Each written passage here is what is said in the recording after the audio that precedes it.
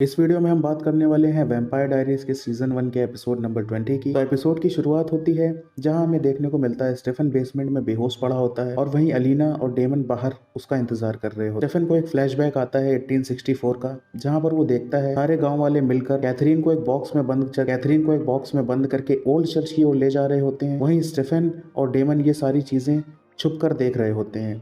तभी स्टेफन के दिमाग में एक प्लान आता है और स्टेफन भागते हुए जाता है और चिल्लाता है उसने जंगल की तरफ एक वैम्पायर देखा। स्टेफन की ये बात सुनकर स्टेफन के साथ सारे गांव वाले चले जाते हैं, लेकिन एक आदमी वहां कैथरीन को गार्ड करने के लिए रुक जाता है।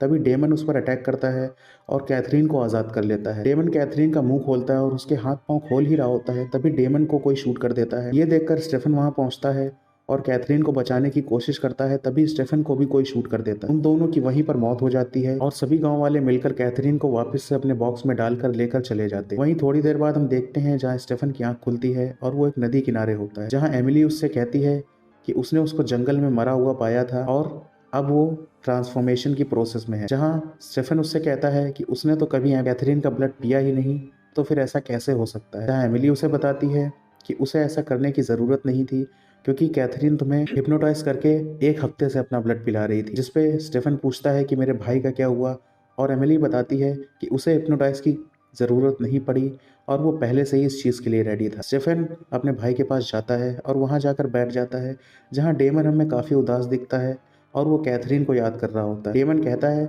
कि मैंने देखा था कि वो लोग कैसे उसको खींचते हुए ले जाकर एक बॉक्स में बंद करके ले गए थे। फ्लैशबैक खत्म होता है जहाँ हमें देखने को मिलता है डेमन और एलिना बेसमेंट के बाहर बैठे होते हैं, जहां वो दोनों आपस में बात कर रहे होते हैं, जिसमें एलिना उससे कहती है कि तुम्हें उस वॉच के बारे में और उस डिवाइस के बारे में कुछ पता चला। जिस पे डेमन उससे कहता है कि मिस पर्ल्स ने उसे वो डिवाइस दे तो दिया है, लेकिन वो अभी तक नहीं पता लगा पाया है कि इस डिवाइस से होता क्या है।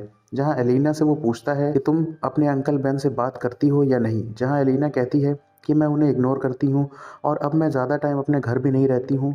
अलीना बताती है कि वो ज़्यादातर टाइम स्टेफन के साथ उसके घर पे या फिर कॉलेज में गुजारती है। वहीं अलीना कहती है कि मैं अभी थोड़ी देर के लिए अपने कपड़े लेने के लिए अपने घर जाऊंगी, और वो अपने घर के लिए निकल जाती है। तभी दूसरी तरफ हम देखते हैं जहां डेमन एनिमल ब्लड लेकर स्टेफन के पास जाता है और उससे पीने को कहता है, जिस पे स्टेफन उससे पीने से मना कर देता है और डेमन उससे कहता है कि अगर तुम्हें यहीं सड़ना है तो तुम सड़ते रहो, और ये कहकर डेमन वहां से बाहर आ जाता है। तभी डेमन के पास एलारिक का कॉल आता है, जिसमें एलारिक उससे कहता है कि उसे अंकल जॉन की पुरानी लोकेशन के बारे में पता चला है जहां वो पहले रहा करता था। डेमन एलारिक से कहता है कि हम दोनों तो दुश्मन थे, जिस पे एलारिक डेमन से कहता है कि हम दोनों का दुश्मन एक ही है, इसलिए हम दोस्त हैं, और वो उससे कहता है कि हमें जल्दी से निकलना चाहिए। जिस पर डेमन अलीना को कॉल करता है और उससे कहता है कि तुम्हें यहाँ जल्दी आ जाना चाहिए क्योंकि वो किसी की बेबी सिटिंग के लिए नहीं बैठा है। और वहीं अलीना डेमन से पूछती है कि स्टेफन को किस तरीके का ब्लड पसंद, जिस पर डेमन मजाक में उससे कहता है कि स्टेफन को लैब्राडोर पपीज का ब्लड काफी ज्यादा पसंद है, जो सुनकर अलीना हंसकर कॉल कट कर देती है। वहीं दूसरे सीन में हमें देखने को मिलता है जहां जॉन अलीना से मिलता है आकर और अलीना से कहता है कि तुम सब जानते हुए भी अनजान क्यों बन रही हो। अलीना कहती है कि तुम किस बारे में बात कर रहे हो, जहां जॉन कहता है कि तुम्हारी माँ को कैसा लगता जब वो जानती कि तुम एक वैम्पायर को डेट कर रही हो, जिस पर एलिना कहती है कि किस माँ की बात कर रहे हो तुम, और ये सुनकर जॉन शांत हो जाता है और एलिना वहां से निकल जाती है। वहीं दूसरे सीन में हम देखते हैं जहां पर जॉन मिस पर्ल्स के साथ में मिस्टिक ग्रिल्स में मिलने आता है। जॉन मिस पर्ल्स से कहता है कि वो उसे वो डिवाइस दे दे, जिस पर मिस पर्ल्स कहती है कि वो डिवाइस अब काम भी नहीं करता है, लेकिन जॉन उनसे कहता है नथन गिलबर्ट अपने टाइम के सबके ग्रेटेस्ट साइंटिस्ट में से एक थे और उनके द्वारा बनाई हुई सारी चीजें हमारी फैमिली के लिए काफी मायने रखती हैं, इसीलिए मुझे वो डिवाइस चाहिए। जॉनथन की इतनी तारीफ सुनकर मिस पर्ल्स काफी खुश हो जाती है। तभी जॉन उससे कहता है कि उसने जॉनथन की काफी सारी नॉवेल्स भी पढ़ी हैं, जिसमें उन्होंने लिखा था कि उनके लाइफ की सबसे बड़ी गलती और सबसे बड़ी खुशी यही थी कि उन्होंने मिस पर्ल्स से प्यार किया। ये बात सुनकर मिस पर्ल्स काफी इमोशनल हो जाती हैं। तभी जॉन हंसता है और मिस पर्ल्स से कहता है कि उन्होंने उसमें वो भी लिखा है कि उनके लाइफ का सबसे बड़ा रिग्रेट ये था कि वो मिस पर्ल्स को अपने हाथ से नहीं जला पाए। ये बात सुनते ही मिस पर्ल्स काफ़ी ज़्यादा गुस्से में हो जाती हैं और वो जॉन से कहती हैं कि मैंने वो डिवाइस डेमन को दे दिया है और अगर तुम्हारे अंदर हिम्मत है तो जाओ वो डिवाइस डेमन से लेकर दिखाओ। ये बात सुनते ही जॉन काफ़ी ज़्यादा घबरा जाता है और वो सोचता है कि आखिर डेमन से वो डिवाइस कैसे हासिल करेगा, और मिस पर्ल्स वहाँ से चली जाती। वहीं दूसरे सीन में हम देखते हैं जहाँ जेरेमी के साथ रहने के लिए एना ने जेरेमी के कॉलेज में ही एडमिशन ले लिया है और बाद में वो लोग जेरेमी के रूम में हमें इंटिमिडेटेड दिखते हैं। तभी सीन चेंज होता है, हमें देखने को मिलता है जहाँ डेमन और एलारिक अंकल जॉन के पुराने घर पर जाने के लिए निकल रहे होते हैं। वो वहाँ से निकलते हैं, तभी रास्ते में उन पर एक वैम्पायर अटैक करता है जिसे डेमन रोक लेता है। उस वैम्पायर का नाम होता है हेनरी और वो बताता है कि वो भी स्पेल टूटने के बाद टूम से निकल आया था और वो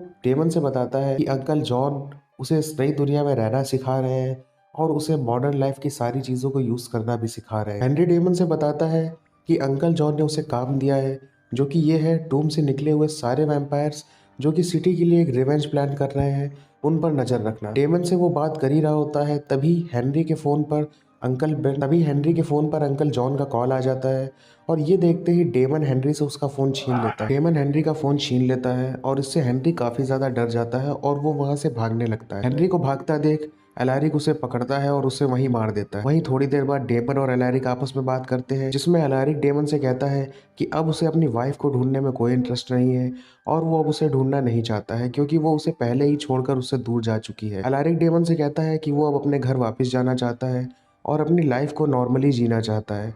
उसे अब किसी में भी कोई इंटरेस्ट नहीं है, ना ही वैम्पायर्स में, ना ही उसकी वाइफ। बात खत्म होने के बाद डेमन और एलारिक अपने अपने घर के लिए निकल। वहीं दूसरे सीन में हम देखते हैं जहां मिस पर्ल टाउन छोड़ने की तैयारी कर रही है और वो एना को बुलाकर ये बता एना मिस पर्ल से कहती है कि वो अपनी लाइफ यहीं पर जेरेमी के साथ में बिताना चाहती है, जिस पर मिस पर्ल्स उसे मना करती है, लेकिन एना वहां से भाग के जेरेमी के पास चली जाती है। वही सीन चेंज होता है जहां हमें देखने को मिलता है स्टेफन और अलीना आपस में बैठकर बात कर रहे होते हैं और वहीं स्टेफन अपनी रिंग उतारकर साइड में रख देता है, जिसको देखकर अलीना स्टेफन से कहती है कि तुम्हें इतना ज्यादा गिल्टी फील नहीं करना चाहिए और तुम्हें खुद को संभालना चाहिए। वहीं हमें फ्लैशबैक देखने को मिलता है। इस फ्लैशबैक में हमें देखने को मिलता है 1864, जहां पर डेमन और स्टेफन अपने ट्रांजिशन प्रोसेस में होते हैं। वहीं स्टेफन कैथरीन के मरने के बाद में जिंदा रहने की बिल्कुल भी इच्छा नहीं रखता है और वो कोई भी ब्लड नहीं पीता है। इसी बीच वो अपने फादर से मिलने जाता है ताकि उन्हें लास्ट बार गुड बाय बोल सके। स्टेफन के फादर उन्हें देख के काफी ज्यादा शॉक्ड रह जाते हैं और उससे कहते हैं कि तुम तो मर गए थे, लेकिन तुम अभी यहाँ क्या कर रहे हो। स्टेफन उनसे कहता है कि अगर मैं मर गया था तो आपने मुझे बचाने की कोशिश क्यों नहीं की,